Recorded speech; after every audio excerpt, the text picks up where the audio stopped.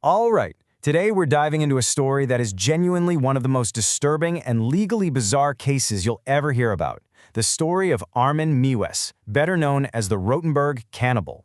This is a true story that really pushes the boundaries of law, ethics, and frankly, our understanding of what humans are capable of.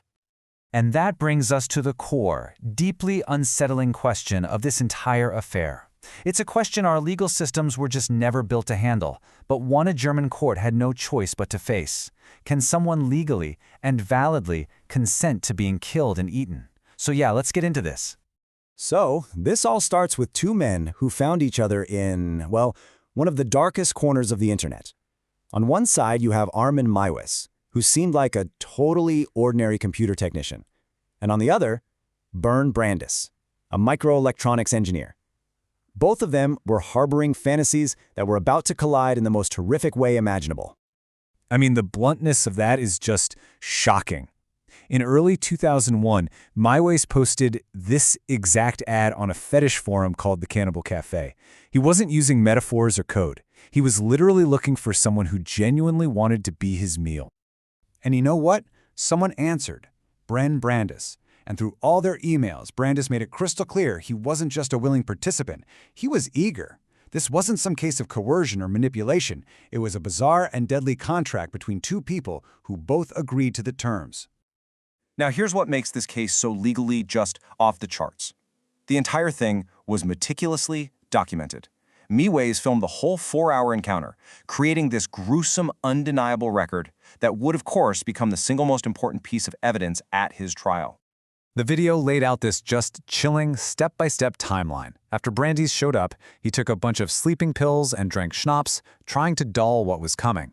Then, the initial act happened, and it was at his own request. But what's truly bizarre is what happened next. For 3 hours, Meiwes just calmly read a Star Trek book, while Brandes was in a bath. The night finally ended with a fatal stab in a room Meiwes had custom-built for this exact purpose. Over the next several months, Meiwes would go on to consume about 20 kilograms, that's nearly 45 pounds of Brandes' flesh, which he had carefully butchered and stored away in his freezer. And this just shows you how methodical this whole fantasy was. This wasn't some spontaneous crime of passion. He treated it like a culinary project, even writing down recipes in his diary. This cold, calculated approach would end up being a huge factor in his trial. So how did this all come to light? Well, it was almost a year later, in December 2002. An Austrian student stumbled upon new ads from Meiwes, who was looking for another victim. He called the police, they searched Meiwes' home, and Meiwes immediately confessed to everything. Right away, prosecutors hit a wall. Here's the thing, cannibalism itself isn't actually illegal in Germany. So they had to go after him for murder and something called disturbing the peace of the dead.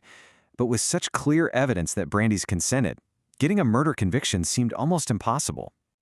So this led the court to consider a lesser charge, Totschlag, which is basically the German equivalent of manslaughter. The logic was, since Brandes consented, Meiwes wasn't driven by a typical murderous motive, like greed or hate. And under German law, you need that specific kind of motive for a killing to be considered murder. And yep, that's exactly what happened. In 2004, the court found Armin Meiwes guilty of manslaughter and sentenced him to just 8.5 years in prison. The verdict sparked immediate public outrage. I mean, how could a man who killed and ate another person get such a light sentence? The backlash was so huge from the public and legal experts that in 2005, a federal court just threw out the verdict. They sent the case back for a retrial. And this time, that central question of consent was going to be put under a much, much harsher legal microscope. Okay, so this is where you see the crucial legal shift between the two trials. The first trial, it all hinged on the victim's consent. But the retrial completely flipped the script. It refocused everything on the killer's motive. The court decided that killing someone for sexual gratification is, by its very definition, a base motive. And in the eyes of the law, a motive like that is so vile, it just cancels out any consent the victim might have given. On top of that, the court also ruled that Brandes, given his clear psychological issues, was incapable of giving valid legal consent in the first place. So, with consent now completely off the table, the path was clear. The verdict was changed to murder, and Armin Meiwes was sentenced to life in prison. So the legal case might be closed, but the philosophical can of worms it opened, whoa, that is still very much being debated today. This was never just about one horrific crime, it became about the very nature of personal freedom. Let's really think about these questions.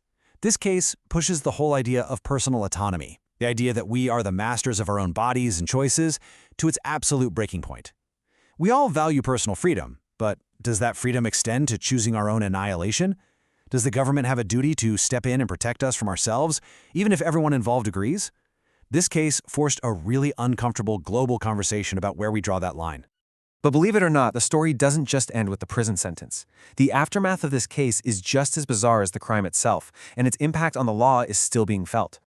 And here's where it gets even weirder. Armin Meiwes, the cannibal, reportedly became a vegetarian in prison. He even apparently joined the Green Party's prisoner group. It's just a totally bizarre final chapter to this horrific story. At the end of the day, the Meiwes case is just a total one-off in legal history. That combination of clear, voluntary consent and irrefutable video evidence makes it a singular, nightmarish test case that continues to haunt legal and ethical debates all over the world. And that brings us right back to our central question, but maybe reframed for all of us. We live in an age where my body, my choice is a core value, but this case is a grim reminder that there are some really dark edges to that freedom. It forces us to ask a question that has no easy answer. Where does personal choice end and the fundamental duty of the law to protect life begin?